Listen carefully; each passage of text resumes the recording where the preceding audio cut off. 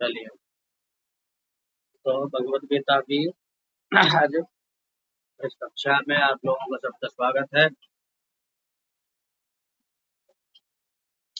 भगवत गीता के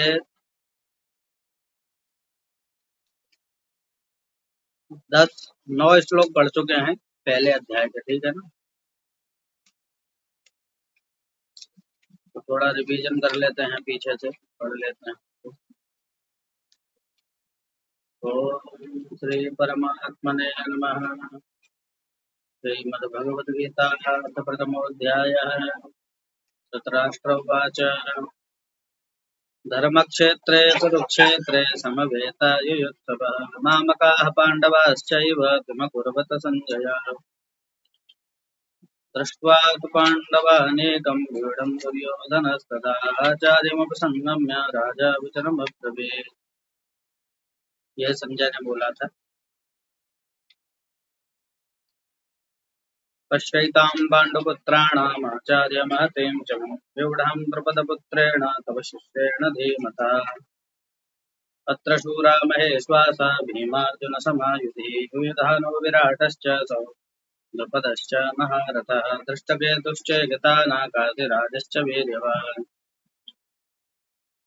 पुरुजित्कुन्दिभोजश्च शैब्यश्च नरपुङ्गवः युधामन्यश्च विक्रान्त उत्तमौजाश्च वीर्यवान् सौभद्रो द्रौपदेयाश्च सर्व एव महारथाः।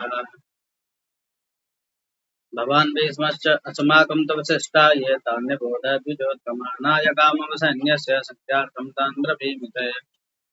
भवान् भीष्मश्च कर्णश्च कृपश्च समितिञ्जयः अश्वत्थामा विकर्णश्च सौमदत्तश्च यथर्थः अन्ये च बहवः शूरा मदर्थे तप्तजीविताः नानाशस्त्रप्रहरणाः सर्वे युद्धविशारदाः। ये 9 श्लोक पढ़ चुके हैं। 9 श्लोकों में पहला जो श्लोक है वो धृतराष्ट्र ने बोला है, प्रश्न किया है संजय से। संजय उनका महामंत्री है, राजमंत्री है और उनके सलाहकार भी हैं। जैसे विदुर हैं वैसे ही संजय भी हैं।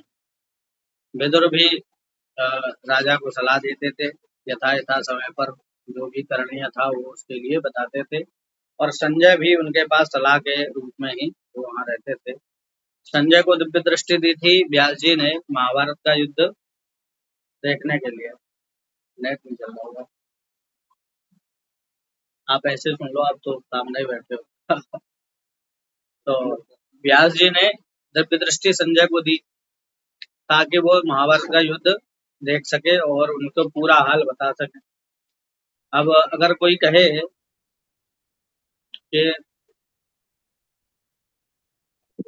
कि भाई ऐसा कैसे संभव है आज के समय में कि भाई एक जगह पे कोई बैठा हुआ और भगवत गीता को देख सके। सुन लीजिए,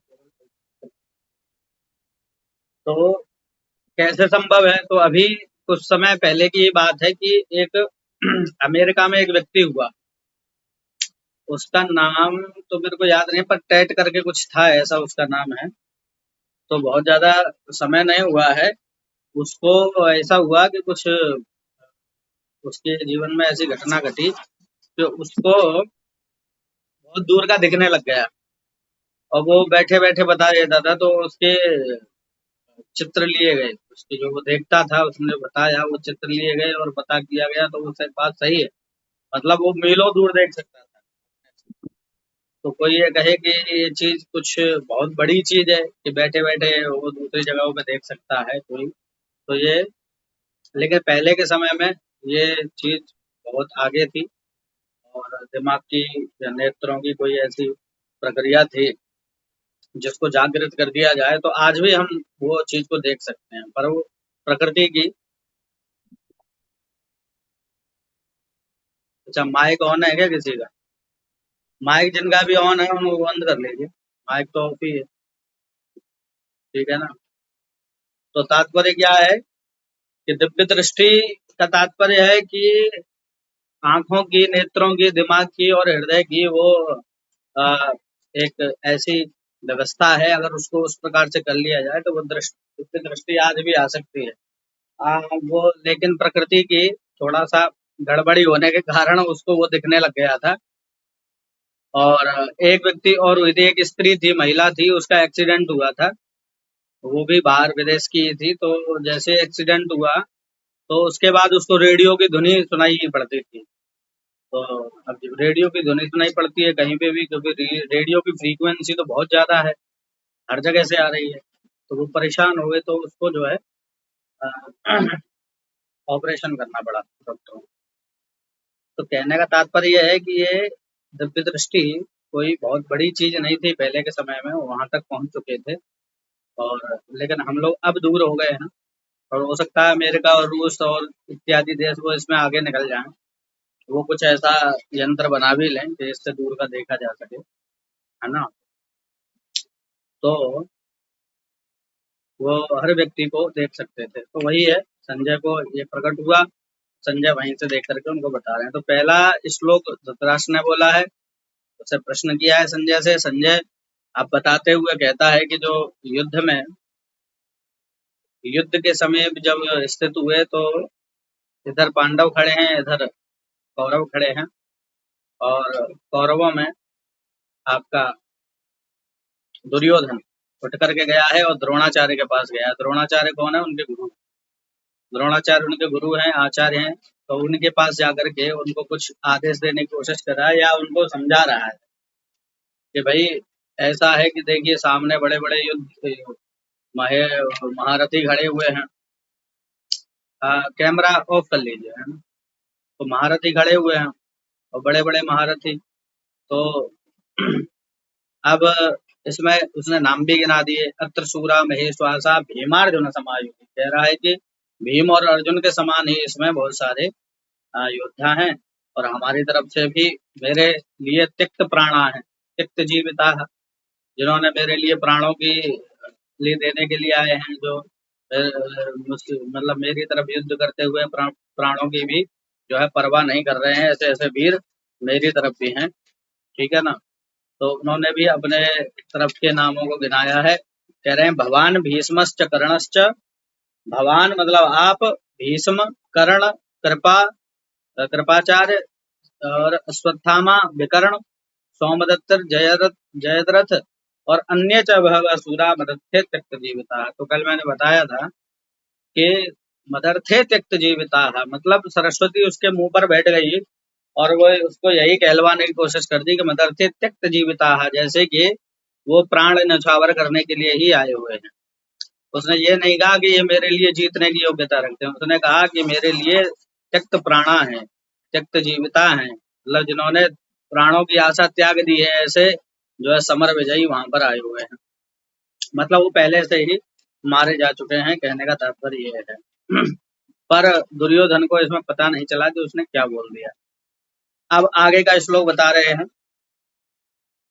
अपर्याप्तम तदस्माकं बलं भीष्माभिरक्षितम्, पर्याप्तम त्वदमेतेषां बलं भीमाभिरक्षितम्। दुर्योधन कह रहा है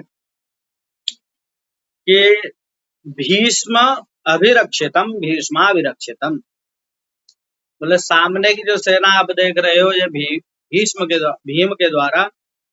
के द्वारा हमारी जो सेना है वो भीष्म के द्वारा रक्षित है। और अस्माकम बलम भीष्माभिरक्षितम, हमारा जो बल है वो क्या है? भीष्म के द्वारा भली भांति रक्षित है, क्योंकि भीष्म पर बड़ा भरोसा है, क्योंकि इनके सेनापति हैं भाई भीष्म, है ना। तो भीष्म के द्वारा भली भांति हम लोग रक्षित हैं। और तद बलम, वह सैन्य शक्ति, तद बलम वो क्या है? अपर्याप्तम, अपरिपूर्ण है। क्या कह रहा है?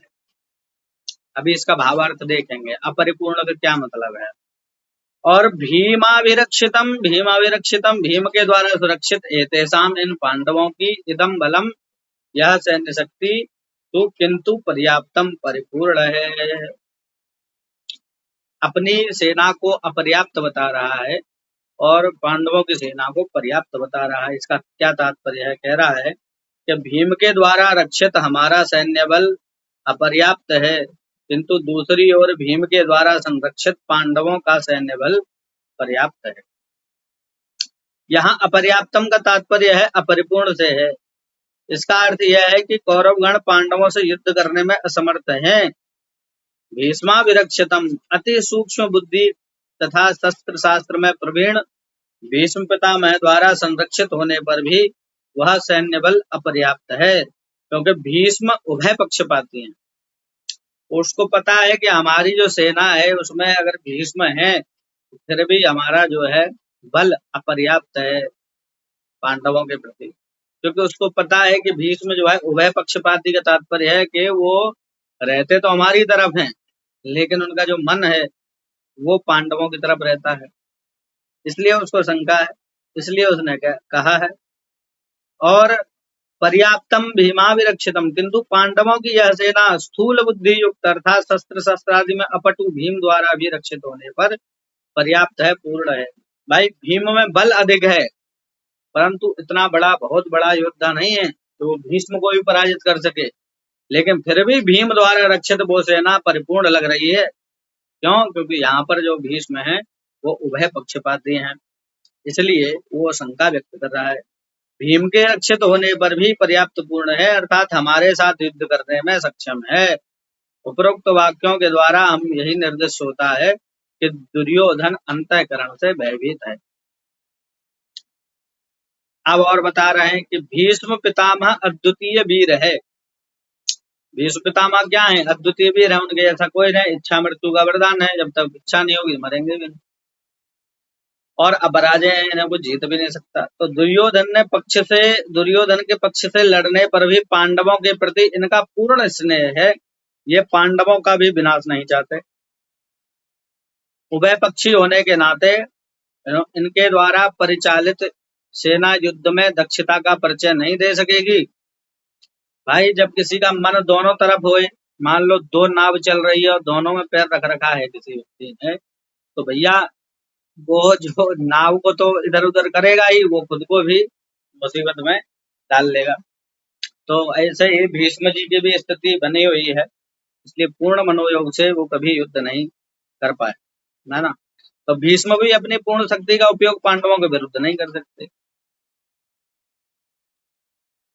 आज के परिप्रेक्ष्य में भी बताते चलें।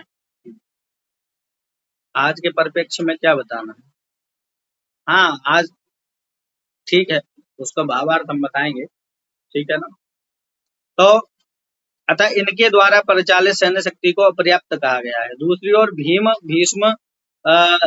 भीष्म के समान अद्वितीय वीर नहीं होने पर भी पूर्ण शक्ति का प्रयोग स्वपक्ष के विजय के लिए करेंगे, अतएव इनके द्वारा परिचालित सैन्य शक्ति को पर्याप्त कहा गया है। तो देखिए सही बात तो यही है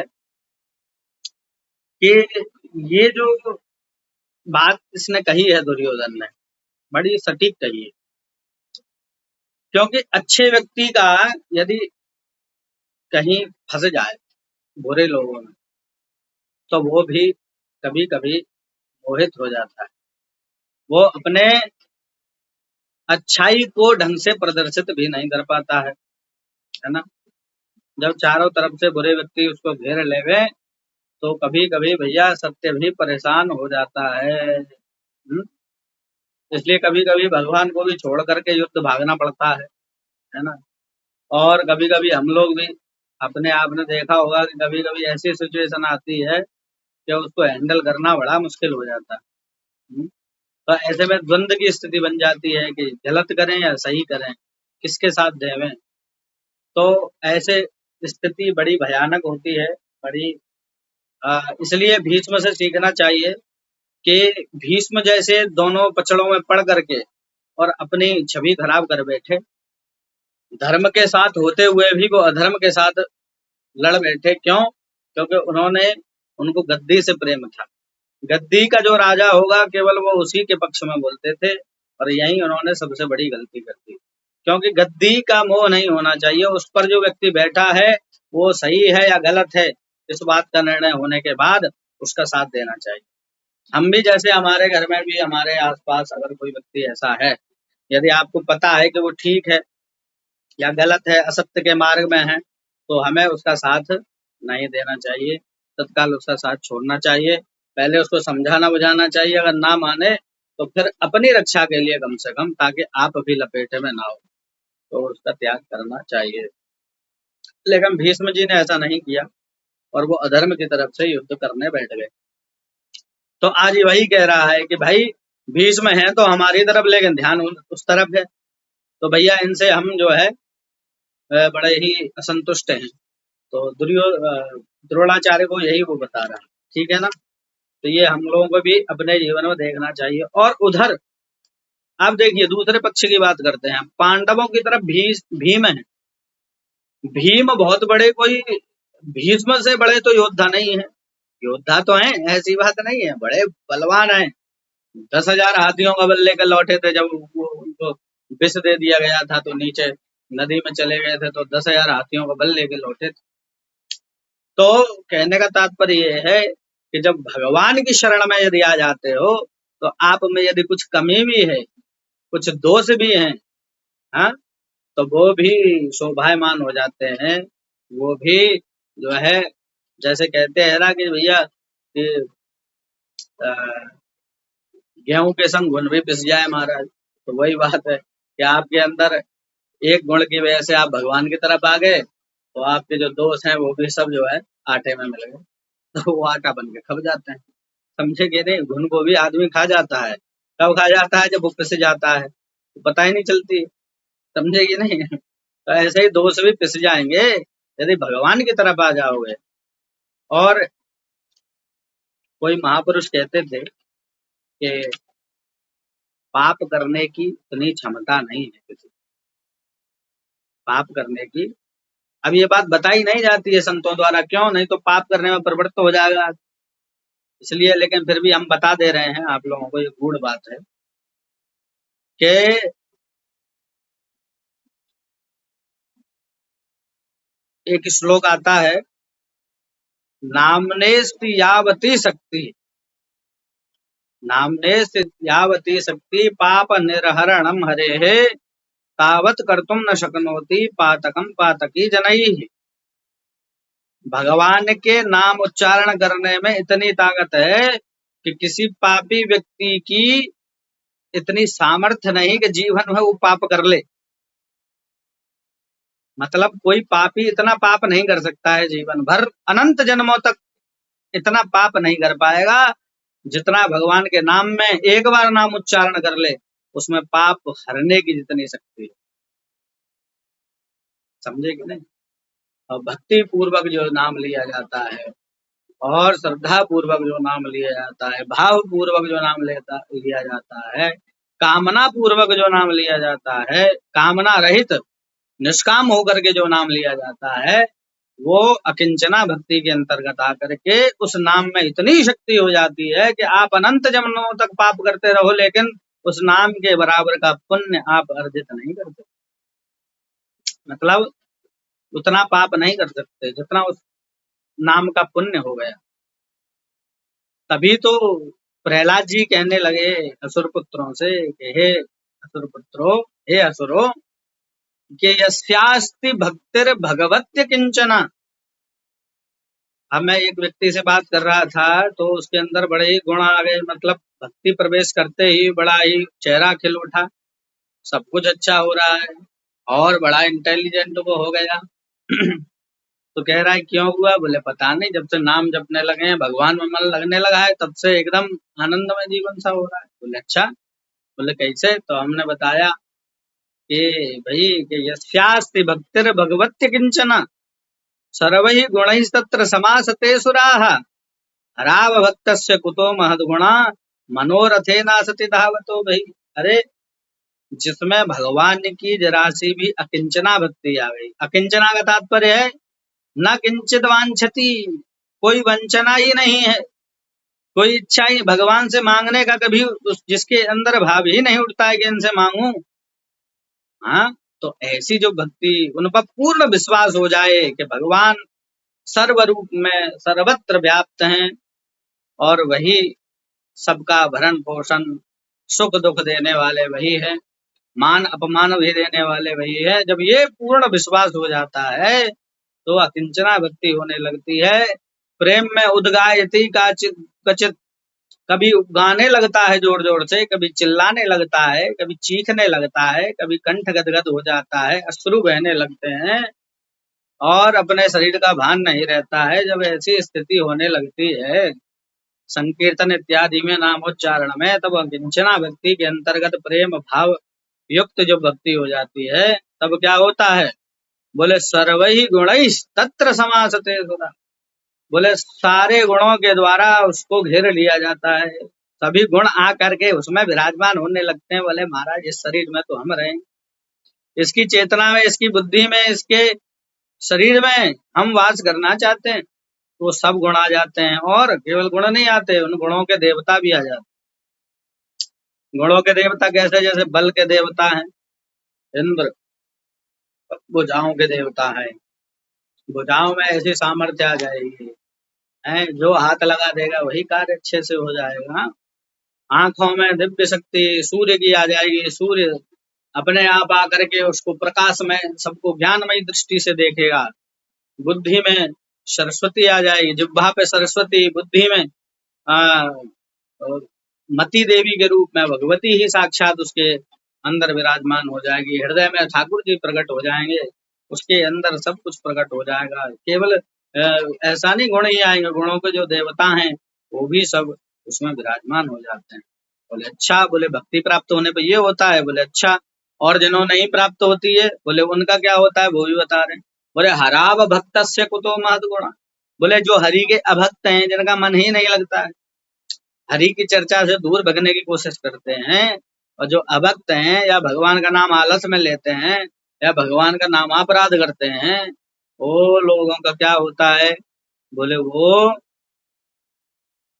उनमें महद गुण कहाँ से आ सकते हैं? क्यों?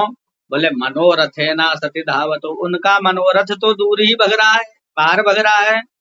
वो तो केवल संसार की वस्तुएं ही मांगते रहते हैं, भगवान से जोड़ो, व्यक्तियों से भी याचना करते रहते हैं कि तू दे दे भैया, तू दे दे, तू थोड़ी मदद कर दे। अरे जिनका जीवन मांगने में ही निकल गया है, पहले तो किसी व्यक्ति से मांगे, पहले तो भगवान से मांगे, उनसे नहीं मिला तो फिर व्यक्ति से मांगे, व्यक्ति से भी नहीं मिला तो किसी और से मांगे, पड़ोसी से मांगे, पड़ोसी से भी नहीं मिला तो किसी दोस्त से मांगे, उसने भी नहीं दिया तो महाराज कहीं और से मांगे, वहां से भी नहीं मिला तो कहीं और से मांगे। तो जब मांगने की स्थिति ही जब गड़बड़ा गई, जब कुछ ही नहीं मिला, तब क्या करे?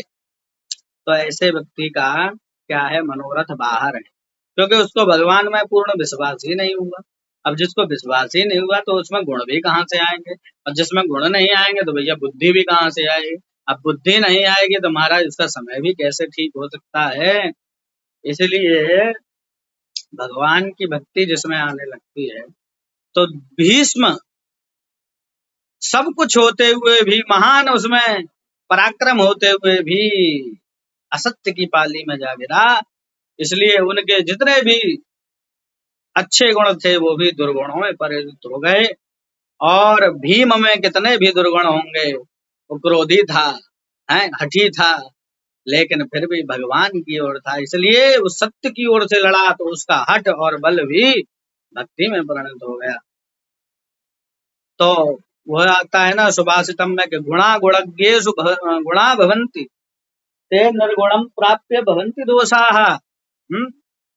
और सुस्वादुपेया प्रभवन्ति नद्या समुद्रमासाद्य भवन्त्यपेयाः। गुणा गुणज्ञ, अच्छे व्यक्ति में गुण आकर के भी जो है अच्छे गुण भी प्रसन्न हो जाते हैं, और वे ही किसी दोष युक्त व्यक्ति में जाकर के वो भी दुर्गुण बन जाते हैं, गुण भी दुर्गुण बन जाएंगे। और देखिए कितनी जो नदियां बहती हैं, सुस्वादु पेया, आहा, नदी का पानी कितना मीठा होता है, गंगा जी इत्यादि का, लेकिन वो बहते बहते जब वो समुद्र में मिल जाती है, खारी समुद्र में, तो वो भी अपेय हो जाती है, यानी उसका पीने के लिए उसका ग्रहण नहीं किया जाता। तो ऐसे ही गुण भी गुणवान व्यक्ति में, भक्त में जाकर के आनंदित होते हैं, और अभक्त में गुण जाकर के निरानंद होते हैं, उन्हें सुख नहीं मिलता। तो इसलिए हमें इससे समझना चाहिए हमें कहाँ रहना है, सत्य की ओर रहना है या असत्य की ओर रहना है, ये बात आप डिसाइड करिए।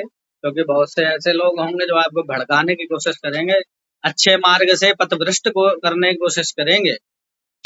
देखिए कृष्ण का नाम कृष्ण क्यों है? आप ये समझिए, घोर कलयुग है, ये तो आप सब जानते हैं, चरम पर है। और घोर कलयुग होने के बाद भी आप सब लोग यहाँ बैठे हैं किसकी चर्चा करने के लिए? बोले कृष्ण की चर्चा करने के लिए, उसमें भी भगवत गीता की चर्चा। तो घोर कलयुग के बीच मध्य में भी हम लोग ये क्यों कर रहे हैं भैया? बोले क्योंकि कृष्ण नाम में ऐसा चमत्कार है कि वो खींचता है। खींच अब खींचा किसको जाता है बताइए?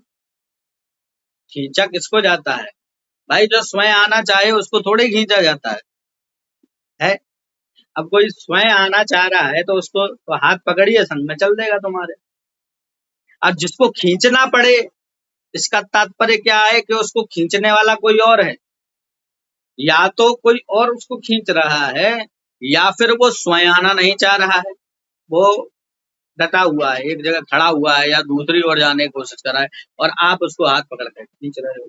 तो कृष्ण जो है, ये कृष्णम कर्षयति, आकर्षयति इति कृष्णम, जो खींचे वही कृष्ण है। तो भैया हम लोगों को कैसे खींच रहे हैं इस कलयुग में से? भैया कलयुग में भी बहुत बड़ी बड़ी लुभावनी चीजें हैं हमारा। आप तो जानते ही हैं, सब लोग, आपसे क्या छुपाए, आप भी तो कलयुग के ही प्राणी हो और हम भी कलयुग के ही प्राणी हैं। वो तो कुछ ही लोग हैं ऐसे जो सतयुग द्वापर त्रेता से रह रहे हैं, अष्ट चिरंजीवियों से कोई मिल जाए तो वो बात अलग है, वो बता देगा कि तब क्या था क्या। लेकिन हमने तो कलयुग ही देखा है भैया। तो जब कलयुग ही देखा है तो इसमें पढ़ पढ़ के हमें ये ज्ञान हुआ कि कृष्ण हमें खींच रहे हैं। कैसे खींच रहे हैं? क्योंकि हम तो भैया दिन रात काय में जा रहे हैं बताइए? काय में जा रहे हैं? परिवार में जा रहे हैं।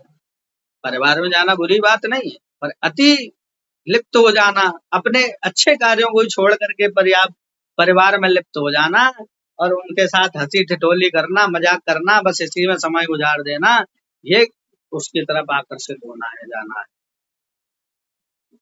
जो समय के अनुसार सारे काम करता है वही व्यक्ति श्रेष्ठ माना जाता है। तो इस घोर कलयुग में भी हम लोग जा रहे हैं संसार की तरफ और भगवान खींच रहे हैं अपनी तरफ, समझे कि नहीं? तो भगवान खींच रहे हैं आप लोगों को, समझिए।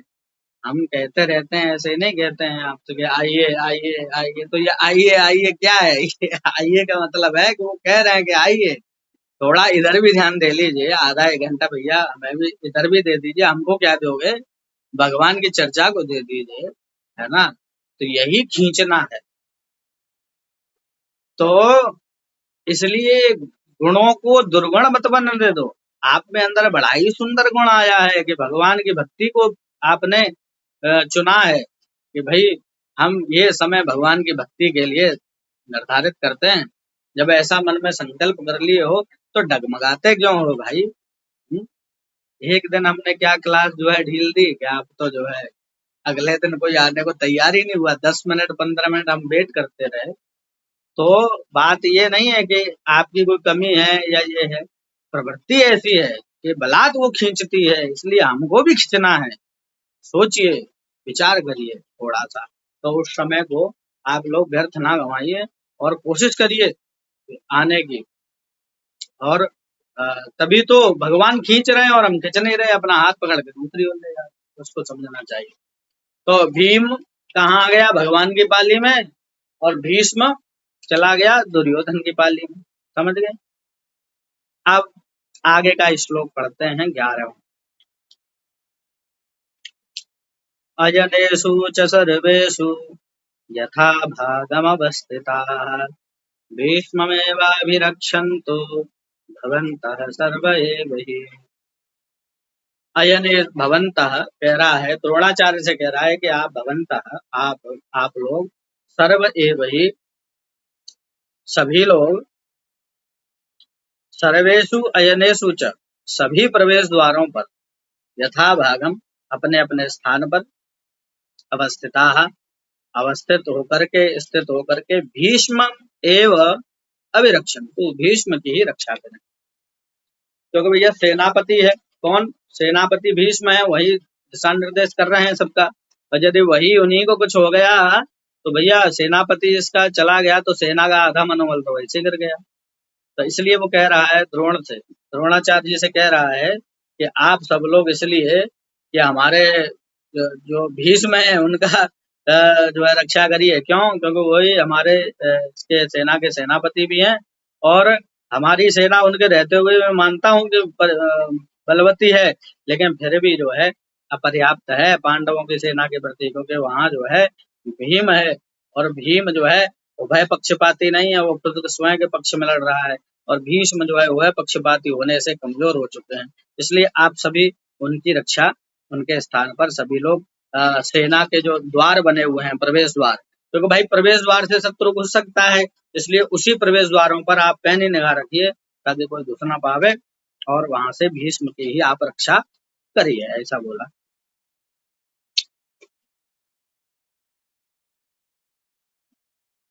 तो भीष्म का बलि हमारे लिए प्राण स्वरूप है।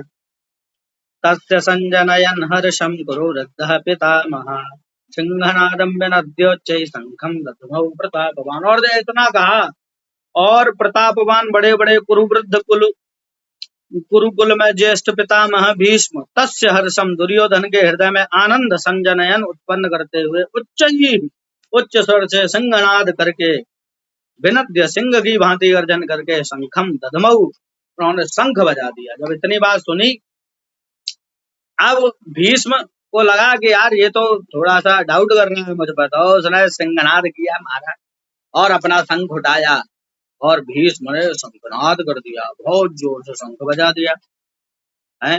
शंखम ददबऊ प्रतापवान, बहुत ही दिव्य शंख वहां बजाया।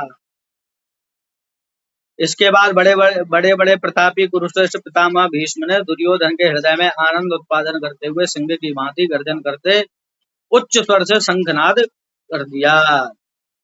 तथा शंकाश्च भेर्यश्च प्रणवानक गोमुखाः सैषैवाभ्यन्यन्त शब्दस्तुमुलो भवतु।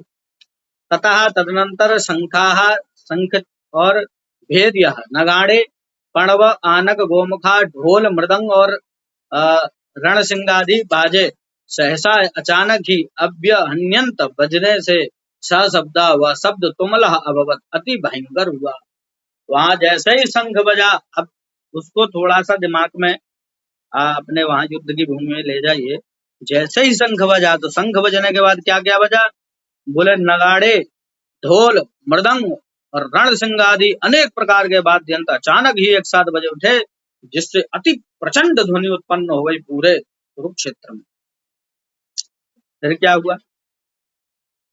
बोले ततः श्वेतैर्हयैर्युक्ते महते चंदने स्थितौ माधवा पांडवाश्चैव दिव्यौ शंखौ प्रदद्मतु। और जब दुश्मन की सेना में जैसे ही शंख और मृदंग ढोल नगाड़े बजने लगे, तो महाराज ये क्या पीछे रहने वाले थे पांडव, इन्होंने भी महाराज दिव्य।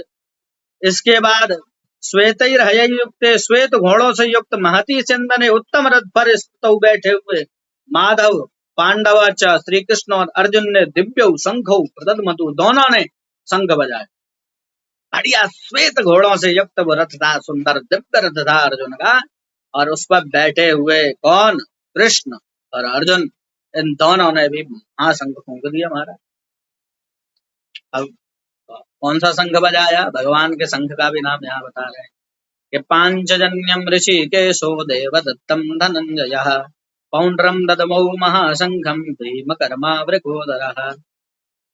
ऋषिकेश भगवान श्री कृष्ण ने पांचजन्य नामक का शंख बजाया, और धनंजय ने देवदत्त नाम का शंख बजाया। अर्जुन के शंख का नाम क्या है? देवदत्त, देवदत्त है, और भगवान के शंख का नाम है पांचजन्य। और भीमकर्मा वृकोदरः, भीमकर्मा भयंकर कार्यों को करने वाले वृकोदरः भीमसेन ने पौंड्रम नाम का शंख बजा दिया।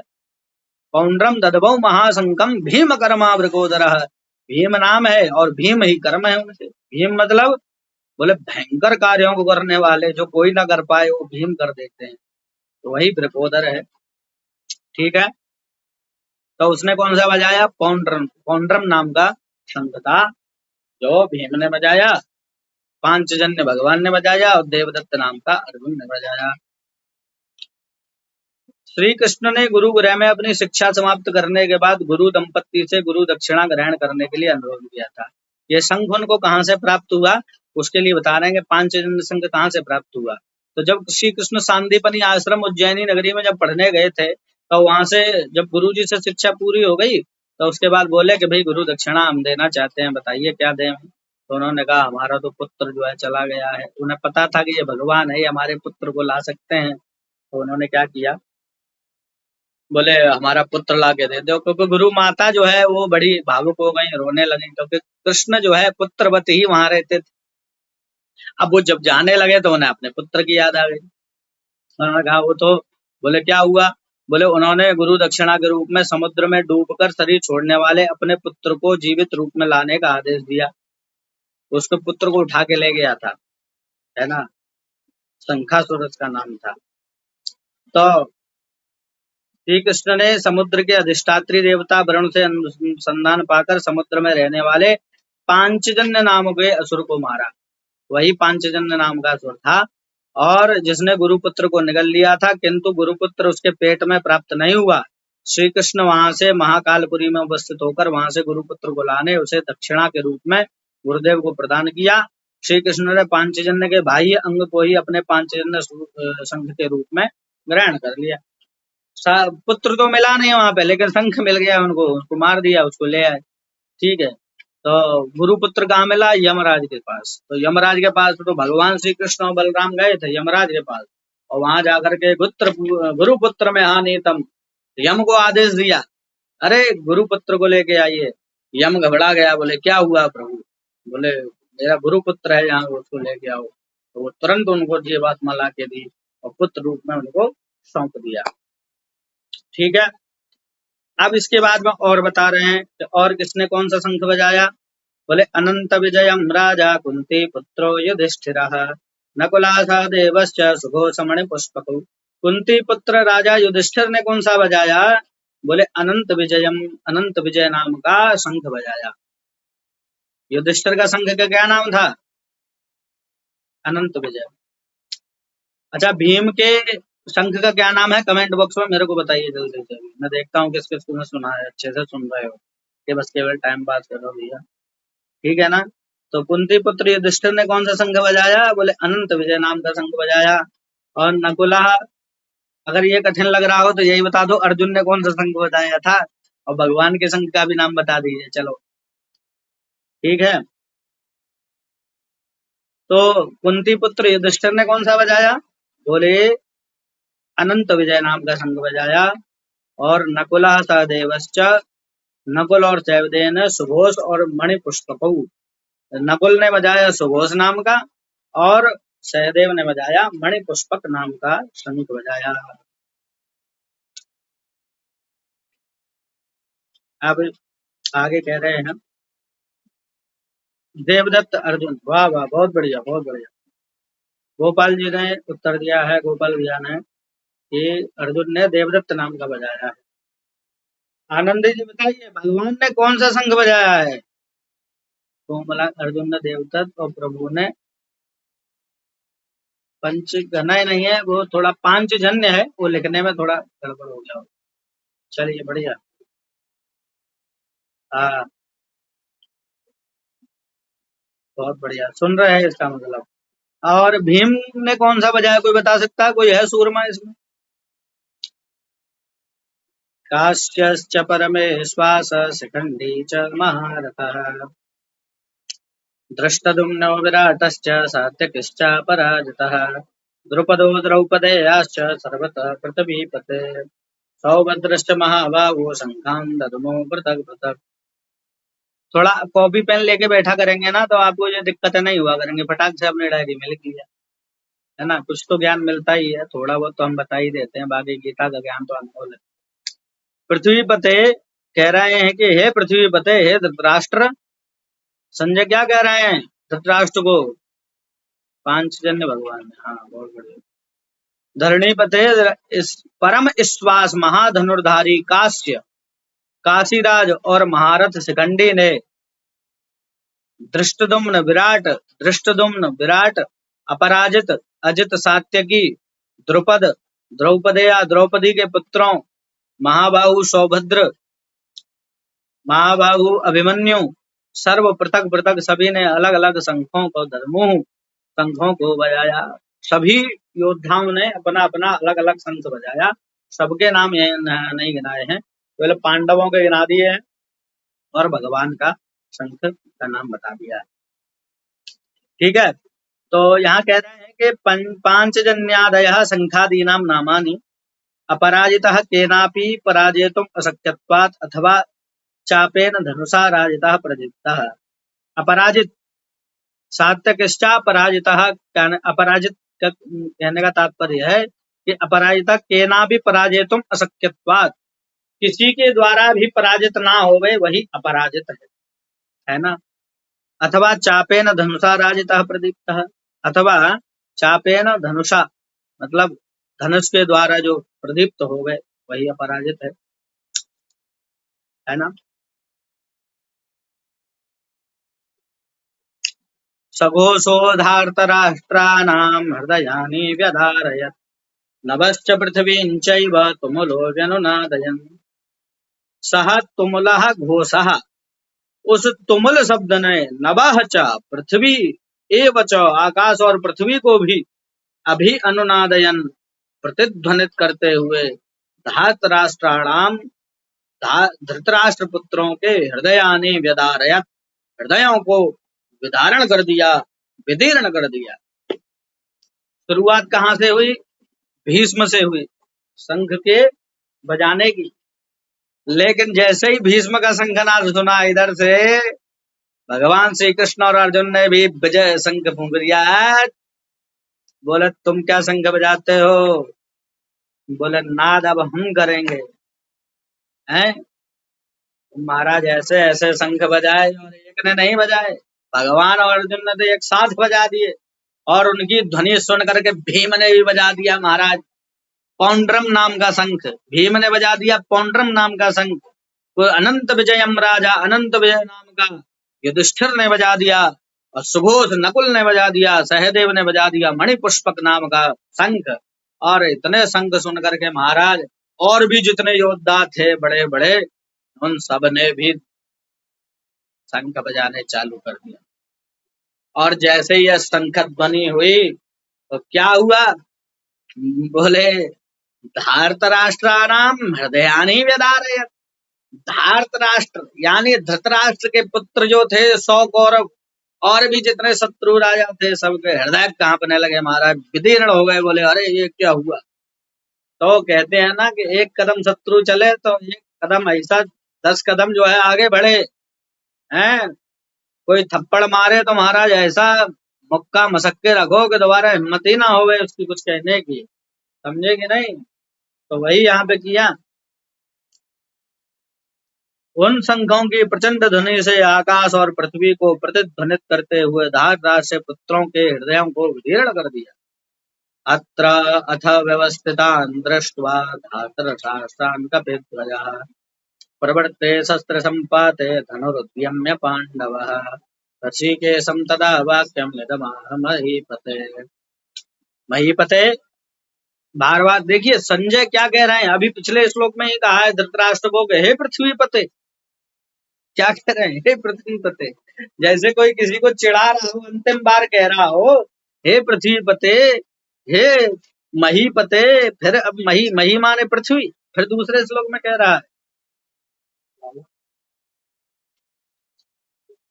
हे मही पते, हे राजन, हे धरती के राजा। उसको कह रहे हैं बार बार धृतराष्ट्र को कि अनंतरम कपिध्वजः पांडवः। कपिध्वज यानी अर्जुन। कपिध्वज कौन है? अर्जुन है। क्योंकि अर्जुन के ध्वज पर कौन है? हनुमान जी महाराज बैठे हैं, है ना। क्योंकि गीता का उपदेश अर्जुन के अलावा हनुमान जी ने भी सुना था। हनुमान जी ने सुन लिया तो बाद में पता पड़ा कि हनुमान जी नीचे उतर के आए जब गीता का उपदेश हो गया। बोले भगवान प्रणाम करूं। जैसे ही हनुमान जी नीचे उतरे तो बोले अरे हनुमान तुम कहाँ थे? बोले मैं तो ऊपर बैठा था कपिध्वज ये अर्जुन के रथ पे। बोले अच्छा तो आपने गीता का उपदेश सुन लिया? बोले हाँ सुन लिया। बोले कहाँ सुने? बोले ऊपर ही बैठा था। बोले अरे ऊपर बैठे थे, उपदेश कभी सुने तो ऊपर ना बैठे, नीचे बैठे। दोष लग गया। जब दोष लग गया तो बोले ये गीता का ज्ञान तो मिल गया तुम्हें, तुम्हारे किसी काम का नहीं है। बोले अच्छा। बोले इसके दोष के निवारण के लिए क्या करेंगे?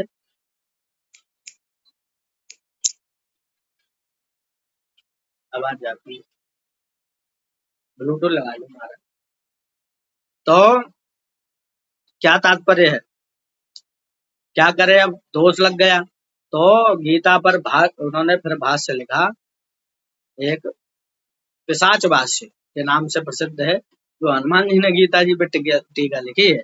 उन्होंने ज्ञान को पचाने के लिए, उस ज्ञान को अपने अंदर समाहित करने के लिए भाष्य टीका लिख करके उसका प्रायश्चित किया, तब जाकर के वो ज्ञान उनके समझ आया। तो कहने का तात्पर्य है, उपदेश अवस्था में कभी भी ऊपर ना बैठे, हमेशा जो उपदेश दे रहा है उसके नीचे बैठ करके ही उपदेश सुने। तो कपिध्वज हैं कि हे कपिध्वज, धातराष्ट्रान धृतराष्ट्रों को व्यवस्थितान दृष्टवा युद्ध के लिए व्यवस्थित देखकर शस्त्र संपाते प्रवृत्ते, बाण निक्षेप करने को धनु उद्यम में धनुष उठाकर, तथा तब ऋषिकेशम श्री कृष्ण इस वाक्य को कहा। हे राजन, उसके बाद आपके पुत्रों को युद्ध के लिए व्यवस्थित देखकर बाण फेंकने को उद्यत कपिध्वज अर्जुन ने अपना धनुष उठाकर श्री कृष्ण से यह वचन कहा। अजब भाई देखिए, अर्जुन तो तैयार था युद्ध के लिए, बिल्कुल, समझे कि नहीं? देखिए यहाँ कपिध्वज के बारे में इसमें भी विस्तार से बता रहे हैं, मैं भी बता देता हूँ, उसके बाद क्लास का समापन करेंगे और आपके प्रश्न उत्तर भी ले लेंगे। ये 6 श्लोक तक आज क्लास रखेंगे। जिनके रथ की ध्वजा पर महाबली हनुमान जी विराजमान रहते हैं, उन अर्जुन का नाम ही कपिध्वज है। कपि ध्वजे यस्मिन, कपि ध्वजे यस्य सह कपिध्वजा, जिसकी ध्वजा पर कपि का ध्वज हो, वही कपि हो, वही कपिध्वज है। अर्जुन को अपने धनुर्विद्या पर अत्यधिक अभिमान था। क्या था? अत्यधिक अभिमान। किसी समय वे अपने हाथों में गांडीव को धारण कर किसी नदी के किनारे पर घूम रहे थे। अब एक कहानी बता रहे हैं, थोड़ा सुन लीजिए, इसको स्टोरी बड़ी मजेदार है। तो अभिमान बहुत था गांडीव, गांडीव नाम का धनुष है और देवदत्त नाम का शंख है। तो उन्होंने हाथ में गांडीव लेकर के किसी नदी किनारे घूम रहे थे। वहां उन्होंने एक बूढ़ा बंदर दिखाई पड़ा। उन्होंने उन्हें प्रणाम कर पूछा, आप कौन है? बंदर ने नम्रता पूर्वक उत्तर दिया, मैं रामदास हनुमान हूँ। क्या? बोले मैं रामदास हनुमान हूँ। अर्जुन ने पुनः पूछा, आप उन्हीं रामचंद्र जी के सेवक हैं जिन्होंने अपने बाणों से समुद्र पर पुल का निर्माण न कर सकने के कारण बंदरों द्वारा पत्थर का समुद्र पर पुल निर्माण करवाया था? अभिमान देखिए अर्जुन का क्या था। बोले आप उन्हीं रामचंद्र जी के सेवक हैं जिन राम जी ने अपने बाणों के दम पर पुल बनाना चाहिए था और वो नहीं बना करके बंदरों से पत्थर भिगवा करके पुल बनाया। ऐसी बात कर रहे थे। तब कहीं उनकी सेना समुद्र पार कर सकी। यदि उस समय मैं वहां रहता तो बाणों का ऐसा सुंदर पुल निर्माण करता कि जिससे सेना सहज ही समुद्र को पार कर जाती। हनुमान जी ने नम्रता से ही उत्तर दिया, किंतु तुम्हारे द्वारा निर्मित पुल श्री राम की सेना से दुर्बल बंदर का भी भार कदापि सहन करने में समर्थ नहीं होता।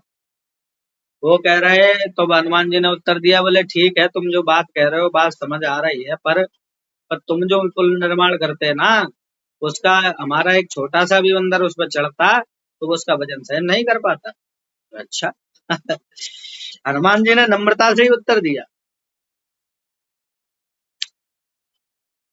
अर्जुन ने कहा ठीक है, एक काम करो, जब तुम ऐसी बातें कर रहे हो बड़ी बड़ी, तो चलो मैं इसी नदी पर एक पुल बना देता हूँ, है ना, कि मैं इस नदी के उस पर बाणों का पुल निर्माण कर रहा हूँ, आप इसके ऊपर कितना भी भार लेकर उस पर चले जाएं। हनुमान जी ने विराट रूप धारण कर हिमालय की ओर छलांग लगाई और रोम रोम में बड़े बड़े पत्थरों को धारण कर जो ही प्रथम चरण पुल के ऊपर रखा, पुल चरपरा उठा। किंतु आश्चर्य की बात यह है कि पुल टूटा नहीं। पुल चरमरा उठा, किंतु आश्चर्य की बात है पुल टूटा नहीं। अर्जुन डर से कांप उठे। उन्होंने अपने आराध्य देव श्री कृष्ण का स्मरण किया। प्रभु, पांडवों की लज्जा आपके हाथ में। उधर हनुमान जी ने भी दोनों पैरों का भार उस पर रखा, किंतु पुल के न टूटने पर उन्हें भी आश्चर्य का ठिकाना ना रहा। भाई साहब वो भी पूरे कॉन्फिडेंट थे कि ये तो टूटेगा पुल, लेकिन इधर पुल टूट भी नहीं रहा है, चरमरा रहा है केवल। अब इधर अर्जुन की भी दगदग हो रही है भाई कि ये क्या हो रहा है, ये पुल तो अब टूट जाएगा। भगवान से प्रार्थना करने लगे, ये इसको भाई लज्जा रखो। उधर हनुमान जी ने भी पूरा दम लगाया पर नहीं टूट रहा है। और उन्होंने कहा यदि पुल नहीं टूटा तो भी बड़ी लज्जा की बात होगी कि यार हनुमान से पुल नहीं टूटा है।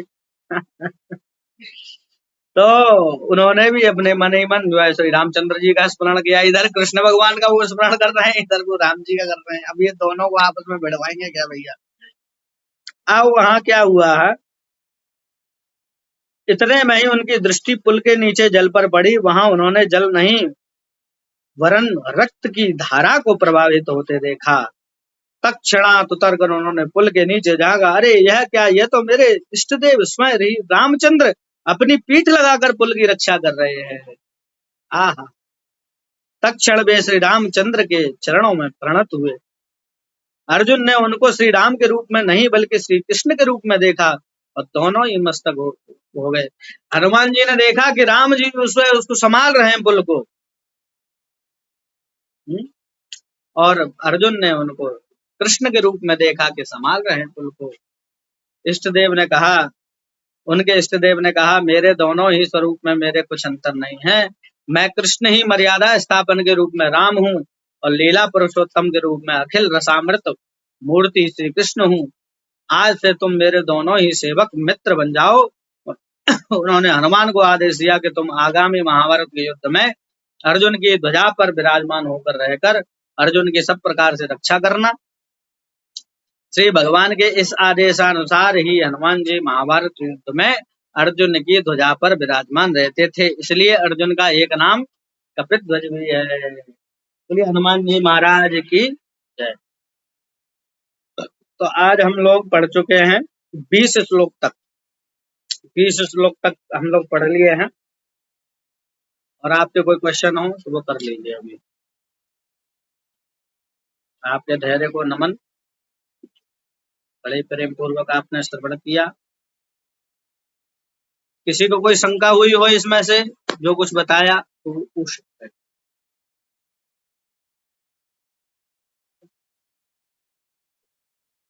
पूर्णमदः पूर्णमिदं पूर्णात् पूर्णमुदच्यते पूर्णस्य पूर्णमादाय पूर्णमेवावशिष्यते। ओम शांति शांति शांति। हो गया पूरा करना। किसी का कोई क्वेश्चन नहीं है आज? हाँ जी पूनम जी, कैमरा ऑन करिए। सो गई क्या? सो गई लग रहा। चलिए बढ़िया, ठीक है। सभी को राधे राधे, नमस्कार, जय श्री राधे। सभी लोग स्वस्थ रह रहे, अच्छे स्वास्थ्य की कामना करते हैं। हरि बोल।